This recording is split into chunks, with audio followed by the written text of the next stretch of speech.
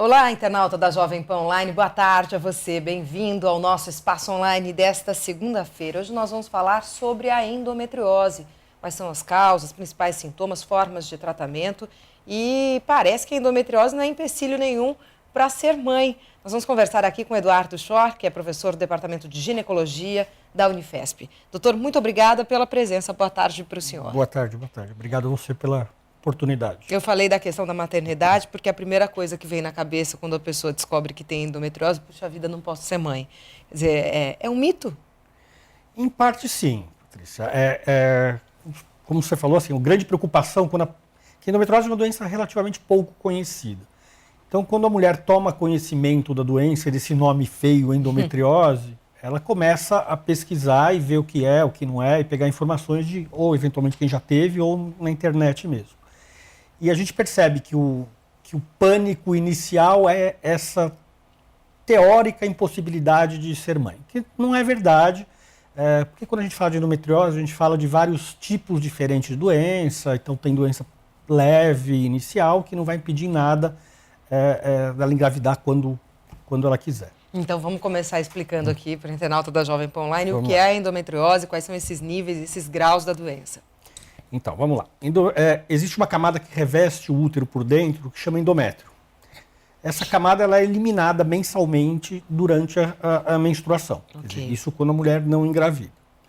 Em algumas mulheres, essa camada, além de ser expelida com a menstruação, um pouquinho desse tecido, dessas células, acabam voltando pelas trompas e caem dentro da cavidade, caem dentro da pelve, da barriga da mulher. E esse tecido, essas células vão acabar grudando lá dentro e vão funcionar de uma forma semelhante à que está dentro do útero, ou seja, aquele endométrio normal. Isso quer dizer que toda vez quando a mulher menstrua, aquela partezinha que está errada lá na pelve, na barriga, vai acabar menstruando também. E esse é o grande problema da endometriose, que é a menstruação no local errado. Ok. E isso pode acontecer em pessoas de todas as idades ou existe uma faixa etária mais suscetível a desenvolver esse tipo de problema? Então, não é uma faixa etária mais suscetível. Hoje em dia, a gente acredita que a endometriose seja uma doença de adolescente ou de adulta jovem. E por falta de conhecimento e por falta e deficiência no diagnóstico, a gente acaba descobrindo a doença em mulheres de 25, 30 anos de idade. Só que ela já começou lá para trás. Então, hoje a gente acha que aquelas jovens ou adolescentes começaram a menstruar, depois de 1 ou 2, 3 anos, começam a desenvolver a endometriose. Bom, essas mulheres apresentam sintomas ou a endometriose só é descoberta em exames, Papa Nicolau, enfim? Como é que se descobre a doença? Tem um sintoma. Qual é? Um sintoma extremamente característico, só que as mulheres, e acho que os homens também não dão muita bola para ele, que é a cólica menstrual. Que o principal sintoma da doença é dor durante o período menstrual. É a cólica.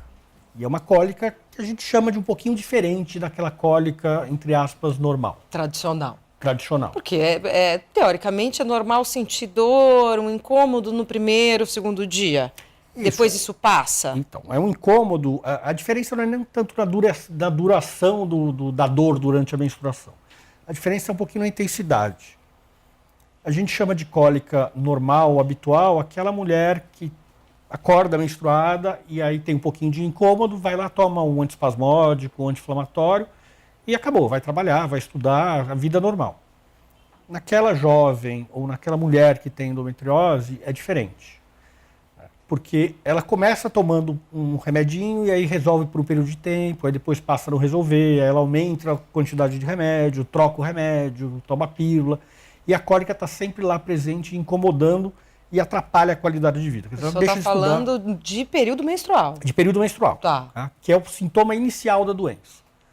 Depois, quando a doença evolui, porque esse é o problema da endometriose, que a gente tinha comentado lá na frente, tem vários graus diferentes. Porque aquele tecidozinho que está lá dentro da pelve, da barriga da mulher, quando ela menstrua, aquilo vai menstruar também. O que isso quer dizer? Que vai sair um pouquinho de célula lá e vai grudar em outro lugar. Então, a endometriose é uma doença progressiva. Ela avança com o passar do tempo. Olha lá, a gente tem algumas imagens. O senhor quer explicar para a gente onde é que fica o endométrio exatamente? Então, é aquela camadinha, né? Isso, a gente está vendo uma imagem ilustrativa de locais frequentes onde a gente encontra a doença. Então, isso é um corte que a gente chama sagital, como se eu estivesse olhando a mulher de lado. Então ali na frente a gente tem a bexiga, o útero, que tem aquela camadinha interna que é o endométrio, os ovários mais em cima e atrás o intestino. Então você pode notar que aqueles pontinhos vermelhos são a menstruação que voltou pelas trompas e caiu dentro lá da cavidade. E isso é endometriose. E esses são os locais mais frequentes onde a gente pode encontrar a doença. Qual é a incidência da doença no nosso país, doutor? Então, a gente tem uma incidência extremamente alarmante. É mesmo? A gente trabalha tanto na universidade quanto na Sociedade Brasileira de Endometriose com o número de 6 milhões de brasileiras portadoras da doença, que é muita mulher. Uhum. Né? E todas, ou a grande maioria, em período reprodutivo, em período de trabalho. Então isso tem uma consequência importante, tem um impacto social importante. O senhor está falando de 6 milhões de mulheres diagnosticadas? Não. Não diagnosticadas. Esse é o grande problema. Entendi. Esse número a gente tem... É um estimado, né? É estimado, porque a endometriose não é uma doença de notificação compulsória. Então a gente tem uma ideia da prevalência da doença na população feminina em geral, que é mais ou menos 10%. Se a gente joga esse número na população feminina em idade reprodutiva, a gente vai ter 6 milhões de mulheres, grande parte delas sem diagnóstico. Esse é o grande problema. E é o que o senhor falou, impacto social, enfim, um grande impacto, né? Porque é muito desconfortável você sofrer de dor, enfim, ter que faltar no trabalho, porque está no período menstrual. É muito complicado isso para a mulher. É complicado, o impacto é grande. A gente que trabalha com esse tipo de mulher, a gente vê crise conjugal, divórcio, porque às vezes o marido também não entende, né?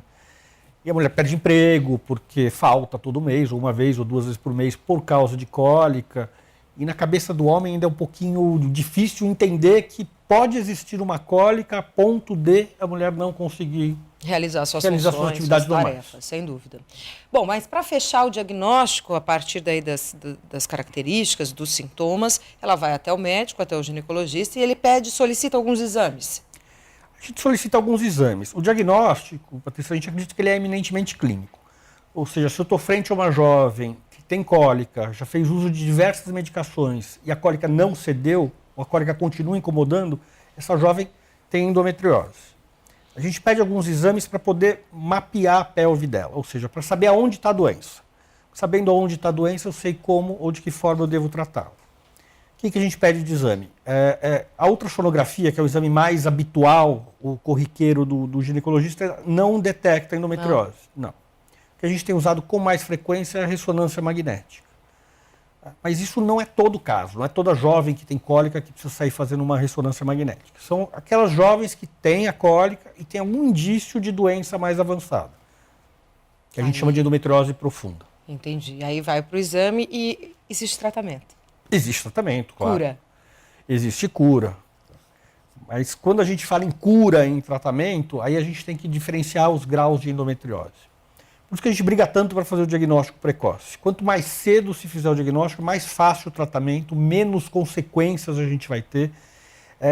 Porque em estadios avançados, o tratamento ele é mutilador, são cirurgias grandes, que tira pedaço de ovário, tira pedaço de intestino. Então é uma coisa relativamente complicada. E a chance de volta da doença é muito grande quando ela é avançada. É possível prevenir a endometriose? Não. A gente ainda não tem meios. Quer dizer, a gente até tem meios de prevenir. Se eu fizer as mulheres pararem de menstruar, provavelmente a doença vai ou desaparecer ou vai diminuir muito. Só que a forma de fazer as mulheres parar de menstruar é dando hormônio. Ou engravidando. Ou engravidando. Mas hoje a gente não encontra mulheres perto de 18, 20 anos que queiram engravidar. E eu não posso também dar hormônio para todo mundo. Se eu der pílula para todo mundo, obviamente isso tem alguma consequência. Uhum. Então a gente não tem como prevenir. O que a gente briga para prevenir é a doença avançada, que a gente chama de prevenção secundária. Pegar aquelas jovens com endometriose, atuar de alguma forma e impedir que ela vá ter lá na frente, quando ela quiser ter filho, 30, 35 anos. Porque a cólica não se dá muita bola.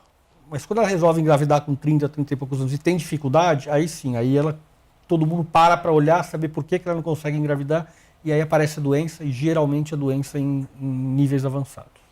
Nós estamos conversando hoje com o Dr. Eduardo Schor, professor do Departamento de Ginecologia da Unifesp. O assunto é endometriose. Se você quiser participar do programa, fique à vontade. Estamos no Facebook, a nossa página Jovem Pan Online.